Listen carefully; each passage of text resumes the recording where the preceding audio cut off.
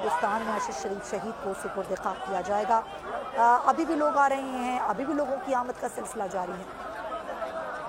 अच्छा, दूसरी तरफ ये मनाजिर आप लाहौर के देख सकते हैं जहाँ पर अरशद शरीफ शहीद की गायबाना नमाज जनाजा अदा की जा रही है। इस तरह मुख्तलिफ शहरों में अरशद शरीफ शहीद की गायबाना नमाज जनाजा अदा की गई है। फिर भी आप देख सकते हैं कि लोग मुख्तलिफ शहरों से यहाँ पर पहुँचे हैं, दूर दराज इलाकों से यहाँ पर पहुँचे हैं, पैदल आए हैं और गाड़ियाँ दूर दूर पार्क की हैं और अपनी प्यार का, अपनी मोहब्बत का वो इजहार कर रहे हैं।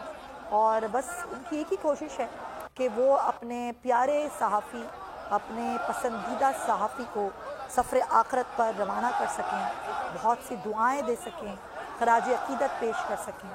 अल्लाह अरशद शरीफ शहीद की जो आखिर की मंजिलें हैं जो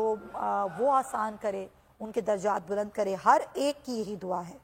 और अभी ये जो मनाजिर हैं, एक तरफ आप देख रहे हैं लाहौर के जहाँ पर अरशद शरीफ शहीद की गायबाना नमाज जनाजा अदा की जा रही है। दूसरी तरफ इस्लामाबाद के मनाजिर हैं फैसल मस्जिद के जहाँ पर अरशद शरीफ शहीद की नमाज जनाजा अदा कर दी गई है और अब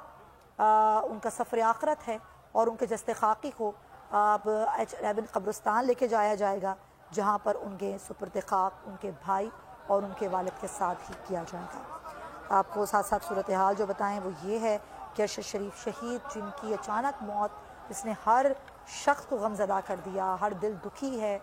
और हर शख्स शौक में है कि ये एक अचानक जो उनकी मौत हुई और वो यहाँ से जा चुके थे पाकिस्तान छोड़ के और वो कीनिया